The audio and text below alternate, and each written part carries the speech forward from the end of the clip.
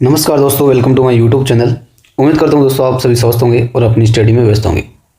तो जैसे दोस्तों आपको पता है कि हमने राजस्थान की कला संस्कृति की टॉपिकों की सीरीज शुरू कर रखी है। आगामी जितने भी एग्ज़ाम आने वाली हैं उनमें ये सभी टॉपिक महत्वपूर्ण रहने वाले हैं, जिनमें से हमारा टॉपिक चल रहा है राजस्थान के त्यौहार एवं मेले। राजस्थान के त्यौहार एवं मेले से ये हमारी दूसरी क्लास है दोस्तों। फर्स्ट क्लास में हमने श्रावण मास को कंप्लीट कर लिया था कि श्रावण मास के शुक्ल पक्ष और कृष्ण पक्ष में कौन कौन से त्यौहार आते हैं, उनको हमने कंप्लीट किया था।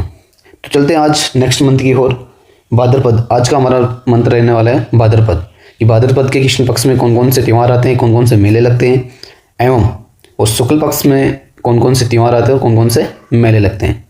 तो चलते हैं दोस्तों, बिना देरी किए हुए क्लास की शुरुआत करते हैं। ये आज की हमारी दूसरी क्लास है राजस्थान की त्यौहार एवं मेले की। तो हमारा मास है भाद्रपद।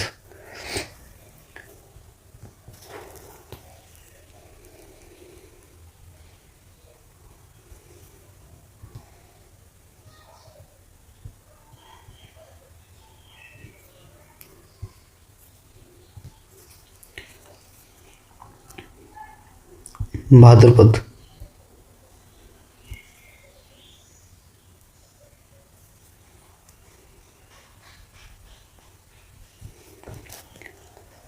इस मास की प्रमुख बात यह है कि इस मास में सर्वाधिक त्यौहार आते हैं। भाद्रपद ऐसा मास है जिसमें सर्वाधिक त्यौहार मनाए जाते हैं। तो पहला बिंदु तो हमारा क्या हो गया इस मास के बारे में, सर्वाधिक त्यौहार। सर्वाधिक त्यौहार मनाए जाते हैं।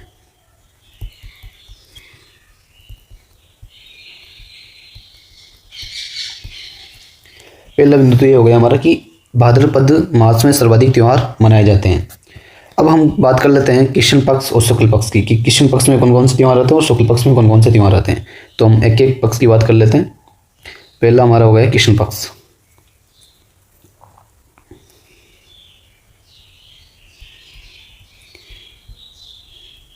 कृष्ण पक्ष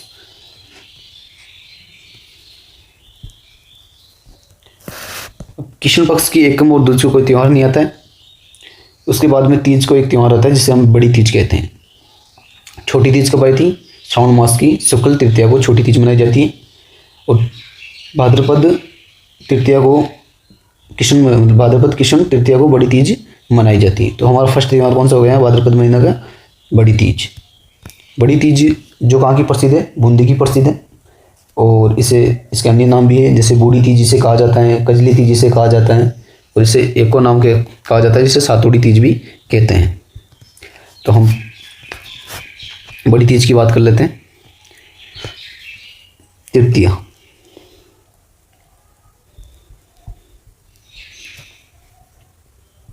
बड़ी तीज। इसके अन्य नाम देख लेते हैं। अन्य नाम बूढ़ी तीज, कजली तीज, सातोड़ी तीज, ये इसके प्रमुख अन्य नाम हैं। और ये कहाँ की प्रसिद्ध है? प्रसिद्ध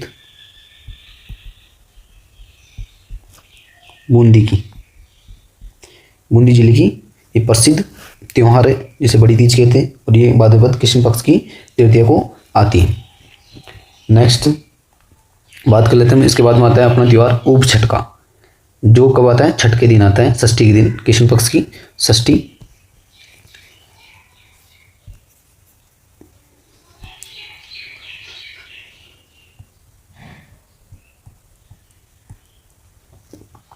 ऊब छठ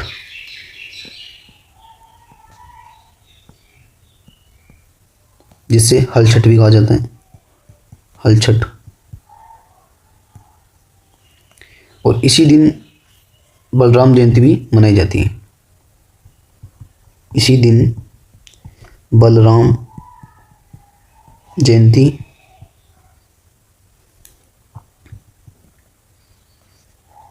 भी मनाई जाती है।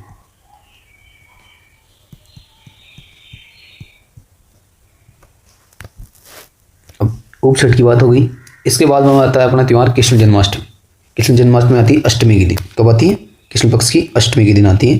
भाद्रपद कृष्ण अष्टमी के दिन कृष्ण जन्माष्टमी मनाई जाती है। अष्टमी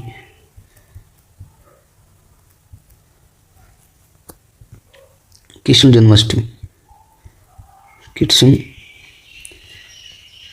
जन्माष्टमी। इसके बाद आता है अपना त्यौहार गोगा नवमी। कृष्ण जन्माष्टमी के बाद आता है गोगा नवमी। नवमी के दिन आता है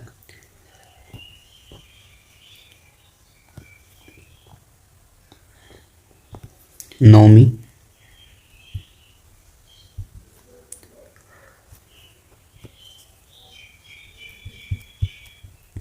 गोगा नवमी। अब इसी दिन हमारे मेले लगते हैं। दो प्रमुख स्थानों पर मेले लगते हैं। पहला है हमारा चूरू, ददरेवा चूरू, और दूसरा हमारा गोगा मेडी हनुमानगढ़। नवमी के दिन गोगा नवमी का त्यौहार मनाया जाता है। इसी दिन दो प्रमुख मेले लगते हैं। एक लगता है अपना ददरेवा चूरू में, एक लगता है हमारा गोगा मेडी हनुमानगढ़ में।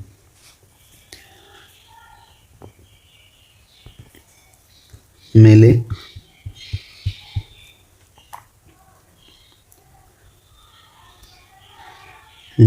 ददरेवा चूरू, दूसरा लगता है हमारा गोगा मेडी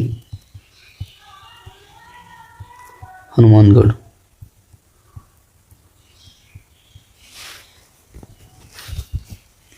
इसके बाद आता है अपना त्यौहार गोगा मेडी के दिन भी जो गोगा नवमी होता है उसी दिन किसान अपने हल को 9 गांठ वाली राखी बांधता है।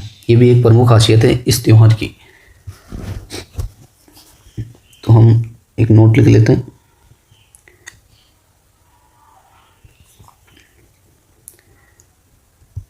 इसी दिन किसान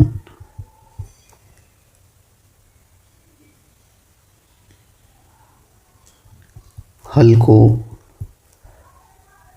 9 गांठ वाली गोगा राखड़ी बांधता है। इस त्यौहार की प्रमुख खासियत है।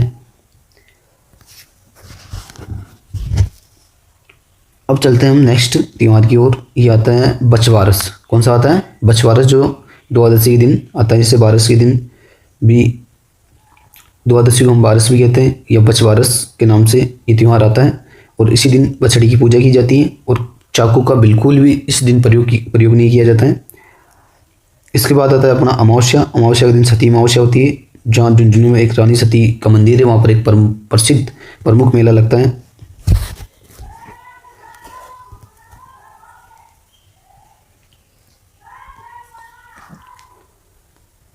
द्वादशी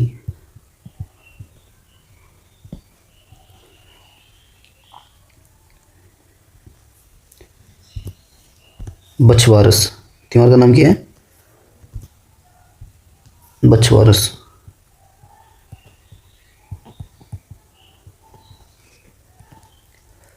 बछड़ी की पूजा की जाती है।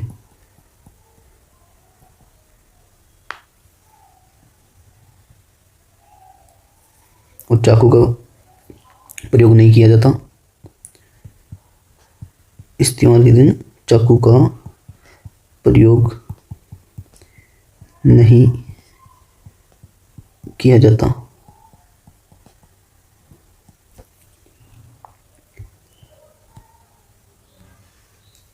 इसके बाद आता है अपना अमावस्या।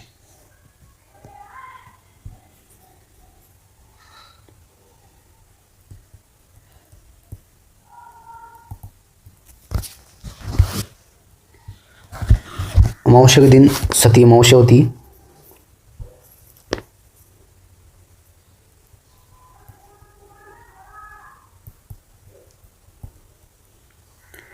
यहाँ एक प्रमुख मेला लगता है रानी सती का। रानी सती जो कहाँ लगता है? झुंझुनू में।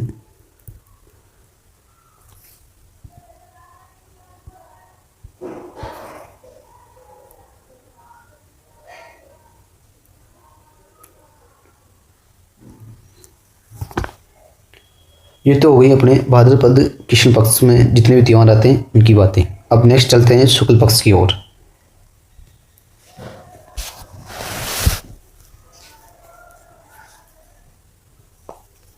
शुक्ल पक्ष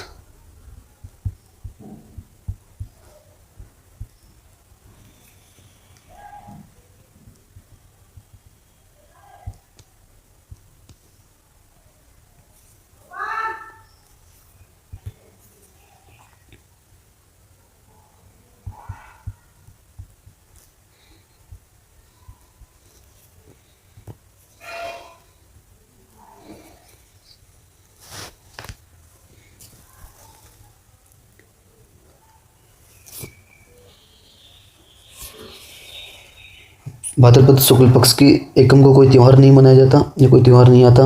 उसके बाद में दूज से एक त्यौहार स्टार्ट होता है अपने राजस्थान में, जो रामदेव जयंती या बाबारी बीज के नाम से जाना जाता है।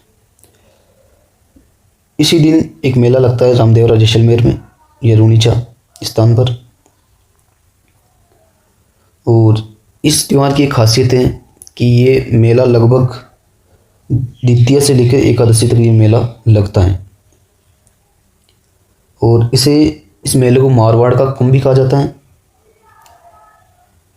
और इसी दिन एक और मेला लगता है धौलपुर में, जिसे बाबू महाराज का मेला कहते हैं। ये इस त्यौहार की प्रमुख बातें। तो हम पहले इस त्यौहार को लिख लेते हैं। द्वितीय के दिन ये दूज,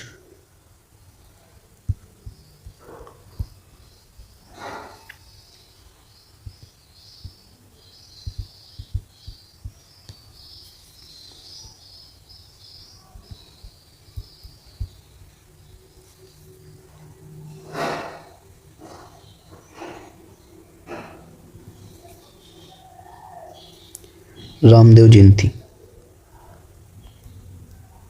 रामदेव जयंती, ये बाबारी बीज, बाबारी बीज,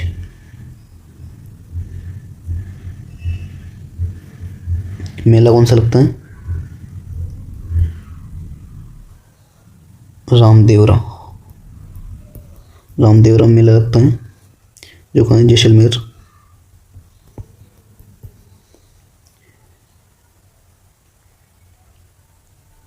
ये मेला लगभग द्वितीय से लेकर एकादशी तक चलता है।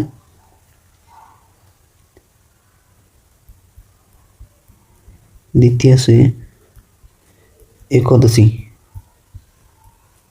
तक चलता है।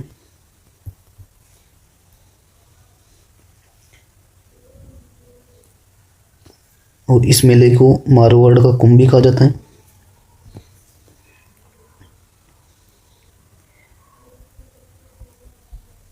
मारवाड़ का कुंभ।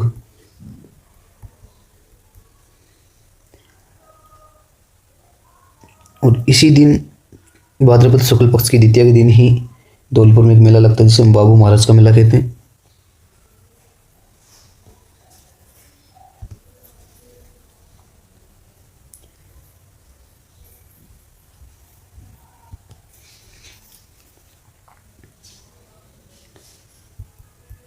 मेला बाबू महाराज कहाँ लगता है? धौलपुर में।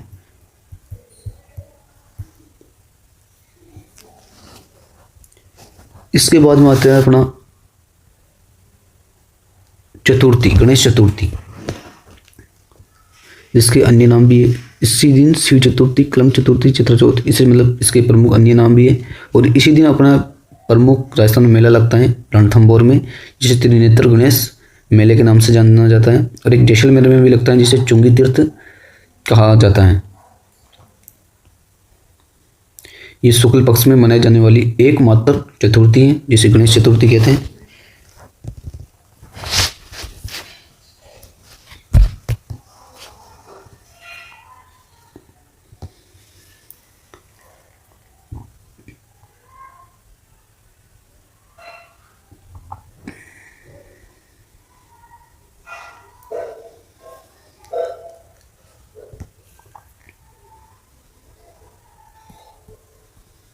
गणेश चतुर्थी,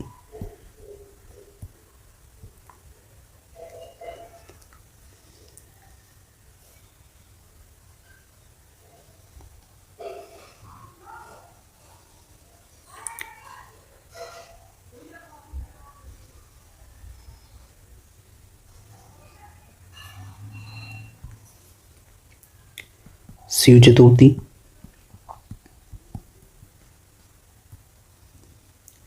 कलंक चतुर्थी,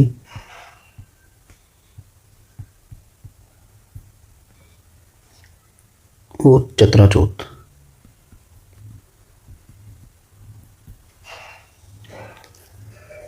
प्रमुख मेले,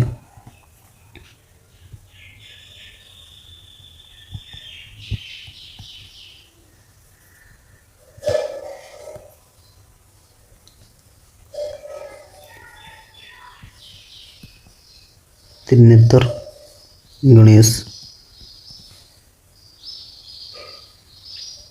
रणथंभौर, सवाई माधोपुर, SM। दूसरा लगता है चुंगी तीर्थ,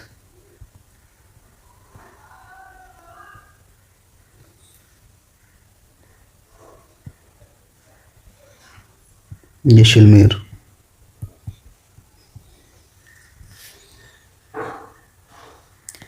इसके बाद आती है अपनी पंचमी। पंचमी के दिन ऋषि पंचमी मनाई जाती है और इसी दिन जो सात सप्तऋषि थे उनकी पूजा की जाती है और महेश्वरी समाज का ये एक रक्षाबंधन का त्यौहार माना जाता है। और भोजन थाली मेला जो कामावर्तपुर में लगता है वो पंचमी के दिन ही लगता है। और दूसरा लगता है हमारा हरिराम जी का मेला जो लगता है नागौर में। नागौर के भी एक प्रमुख स्थान है जोरडा। जोरडा नाम के स्थान पर हरिराम जी का मेला लगता है, वो भी पंचमी के दिन लगता है। तो हमारा नेक्स्ट त्यौहार आता है ऋषि पंचमी।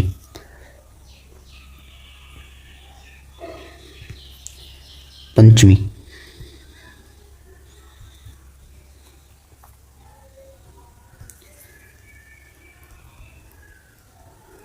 ऋषि पंचमी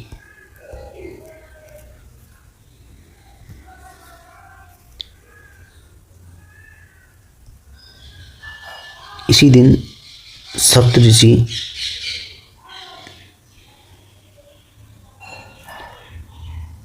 की पूजा की जाती है, पूजा की जाती है।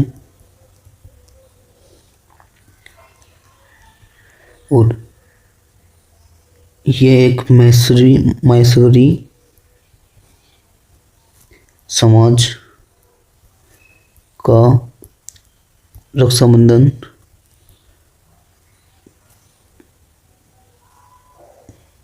रक्षाबंधन है। नेक्स्ट प्रमुख मेले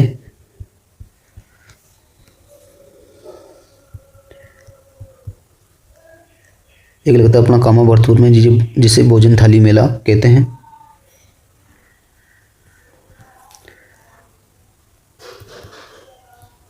भोजन थाली मेला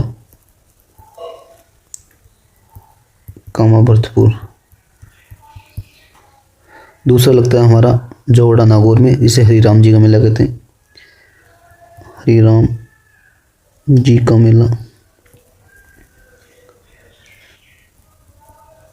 जोड़ा नागौर।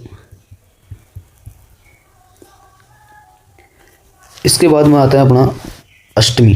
अष्टमी के दिन अपना त्यौहार आता है राधा अष्टमी। राधा अष्टमी के दिन एक प्रमुख मेला लगता है सलेमाबाद अजमेर में, जिसे यहाँ पर एक सलेमाबाद अजमेर में निम्बार्क संप्रदाय की प्रमुख पीठ भी है। अष्टमी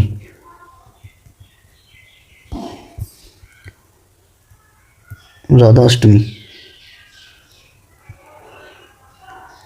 मेला लगता है सलेमाबाद अजमेर। पीठ निम्बार्क संप्रदाय।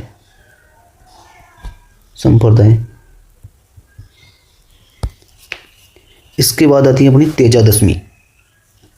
तेजा दशमी आती है दशमी के दिन।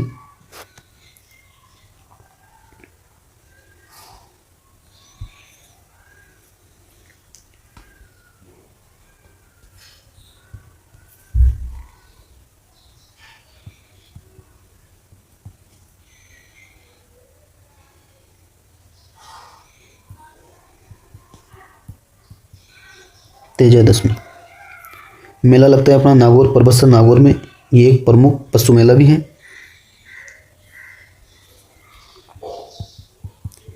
मेला लगता है परबतसर नागौर।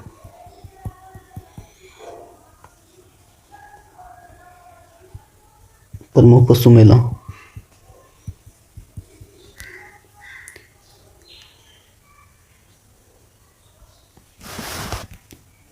नेक्स्ट आता है अपना एकादशमी के दिन आती है जलजूलनी एकादशमी।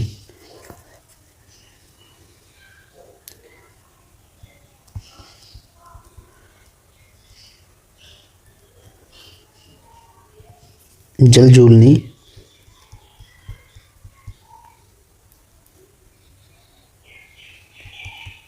एकादशमी। इसका अन्य नाम भी है देवजूलनी। क्या है? देवजूलनी। देवजूलनी एकादशमी।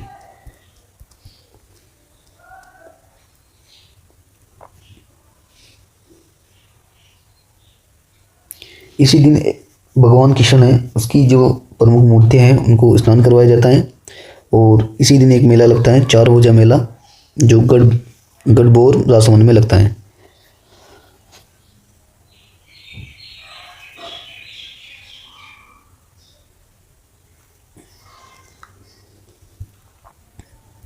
इस दिन भगवान कृष्ण की मूर्तियों को स्नान करवाया जाता है।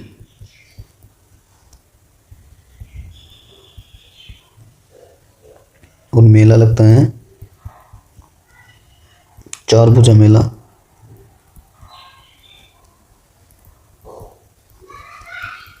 गढ़बोर राजसमंद।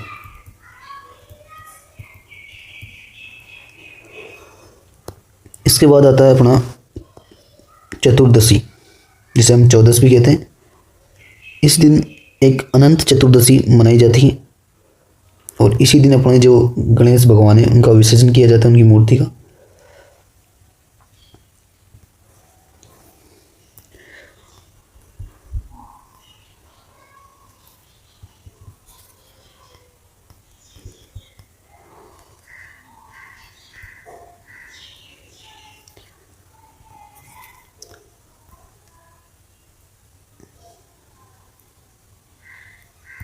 अनंत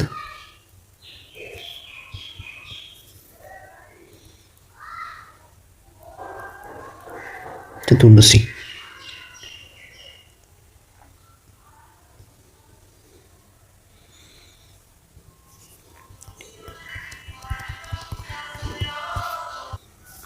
इसके बाद आता है अपना पूर्णिमा। क्या आती है? पूर्णिमा।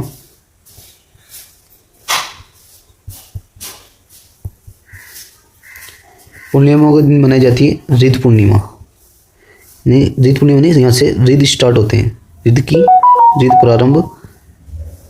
प्रारंभ होते हैं। ये हो गई अपने भाद्रपद मास की बात कि भाद्रपद मास में कृष्ण पक्ष में कौन कौन से त्यौहार आते हैं और कौन कौन से मेले लगते हैं और शुक्ल पक्ष में कौन कौन से त्यौहार आते हैं कौन कौन से मेले लगते हैं। ये हो गई हमारे भाद्रपद की कंप्लीट बात। उम्मीद करता हूँ दोस्तों आप सभी को ये क्लास समझ आई होगी।